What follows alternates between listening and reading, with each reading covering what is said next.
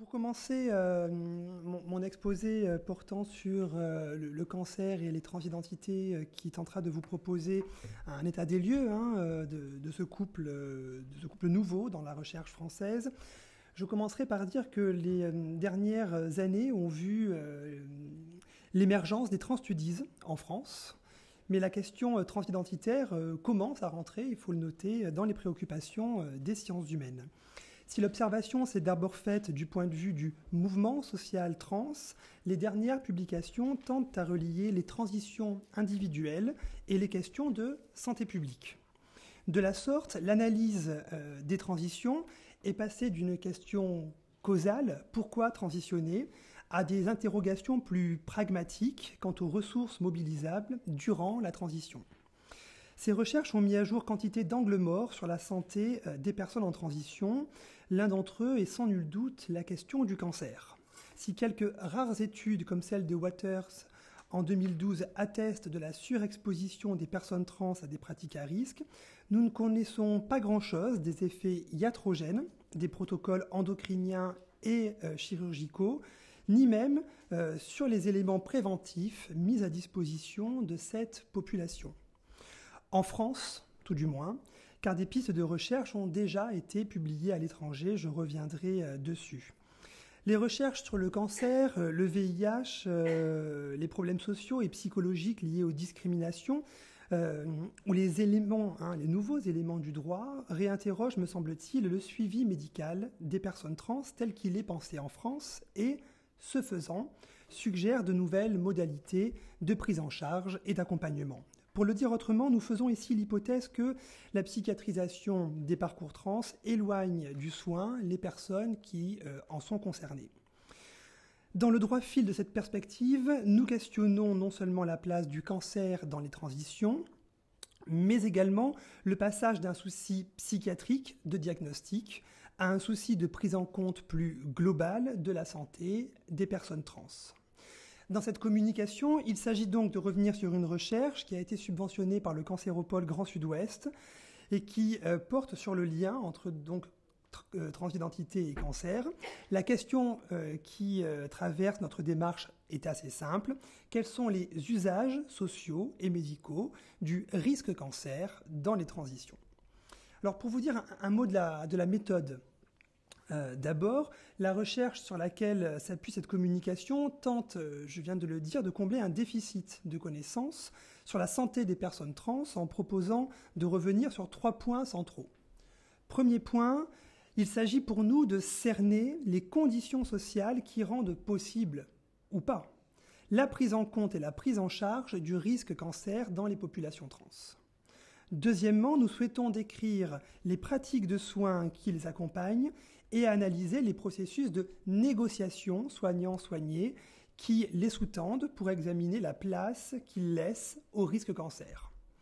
Troisièmement, et enfin, cette étude vise à comprendre et étudier les effets de l'arrivée de cette nouvelle population à risque, entre guillemets, sur l'organisation et le contenu des soins liés aux personnes trans. Alors si les premiers temps de la recherche ont été alloués à un état des lieux sur cette question, notamment à l'aune de la littérature nationale en sociologie comme en médecine, une seconde phase de la recherche nous a permis d'identifier des pratiques de soins, notamment de médecins généralistes, de chirurgiens, de psychiatres, d'endocrinologues ou de cancérologues, exerçant dans le privé et dans le public et impliquant la prise en charge de personnes trans. En parallèle de cela, nous avons recueilli les contributions d'associations trans afin de cartographier les espaces de collaboration, mais aussi de tension entre ce que demandent les personnes trans et l'offre de soins nationale. Enfin, il s'agissait pour nous d'observer in situ une cinquantaine de personnes engagées dans des dispositifs de soins en lien avec le cancer, dans des démarches à la fois préventives, mais également curative. Ce que nous souhaitons esquisser aujourd'hui, au fond, c'est 3 aspects. D'une part, il paraît pertinent de se poser la question d'une spécificité trans face au cancer. Formulons-le ainsi, est-ce une population à risque? Première question. D'autre part, nous pouvons énoncer que le cancer se formule dans des protocoles de soins et dans des parcours de santé comme une présence absente, à la fois saisie par des peurs et oubliée face aux enjeux de la transition. Enfin, nous soulignons les tensions apparues autour des équipes de soins hospitalières venant accréditer les conclusions de l'enquête d'Alain Giamy en 2011 en termes d'inadéquation de l'offre de soins officielle, entre guillemets, à destination des personnes trans. Alors qu'est-ce qu'on entend par une présence absente dans ce couple transidentité et risque cancer ? Les recherches sur la question trans, et encore plus celles concernant les cancers dans les parcours de santé, sont étrangement silencieuses dans la littérature francophone, alors même que les hormones administrées aux personnes trans impliquent des risques et des contre-indications, notamment si l'on se réfère au RCP, le résumé des caractéristiques du produit, qui est le document officiel de l'ANSM, l'Agence nationale de sécurité du médicament. Si la question du bon dosage, entre guillemets, bon dosage hormonal est largement discutée dans la littérature internationale, je pense notamment aux travaux d'Ashman en 92, en 89, mais aussi aux travaux de Meyer en 86, la question du cancer n'apparaît pas si fréquemment, du moins avant 2011.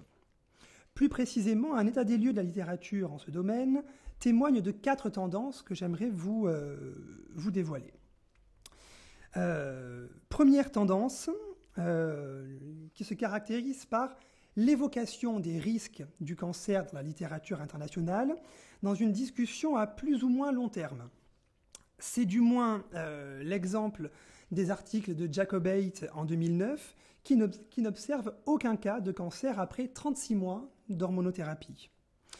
Mais l'étude se base sur simplement 17 cas de FTM.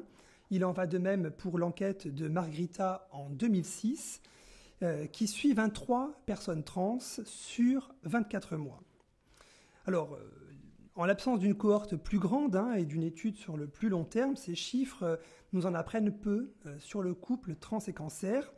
Il faut regarder l'enquête de Ashman en 2011 pour trouver une cohorte rétrospective de plus de 1300 patients suivis pendant plus de 19 ans.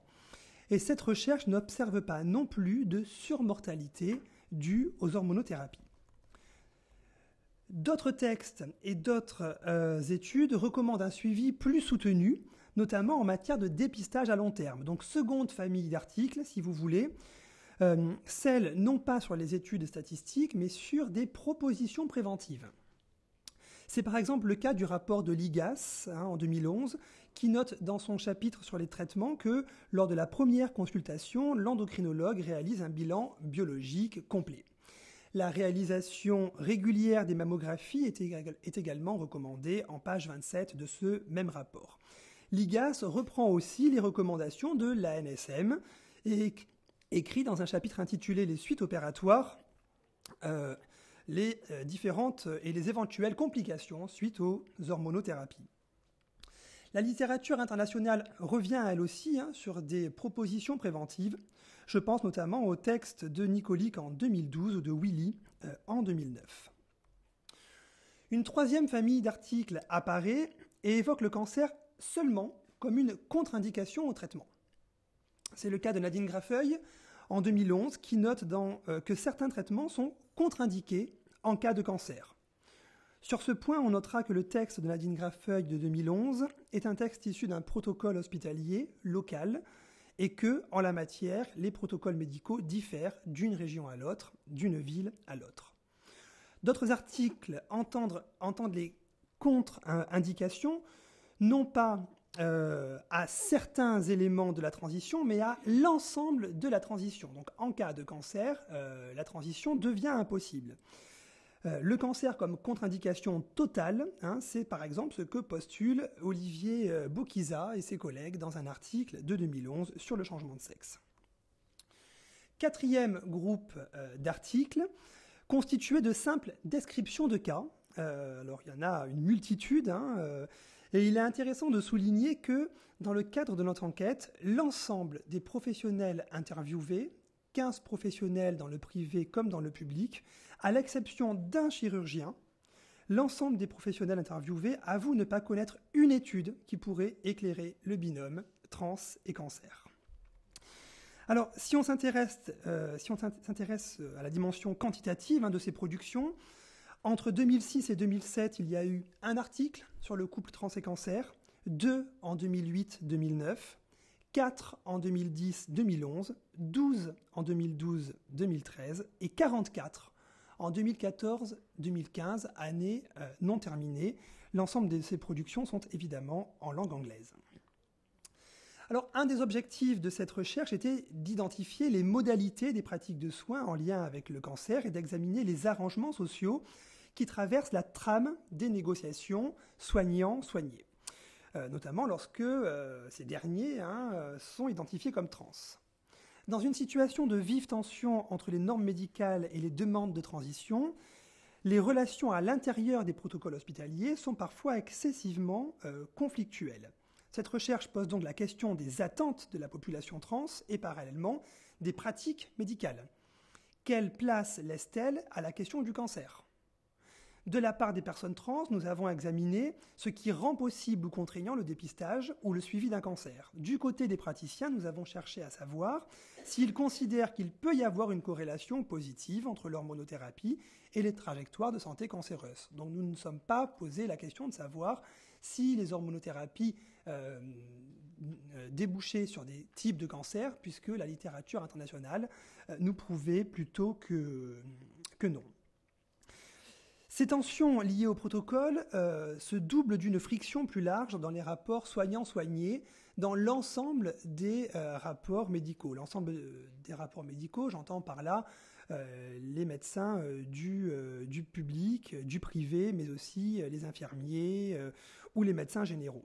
L'enquête de 2011 de l'association Chrysalide souligne que 16% des trans se sont vus refuser des soins du fait de leur transidentité en 2010. Et notre recherche confirme cet aperçu chiffré en permettant de restituer l'épaisseur qualitative de ce panorama numérique.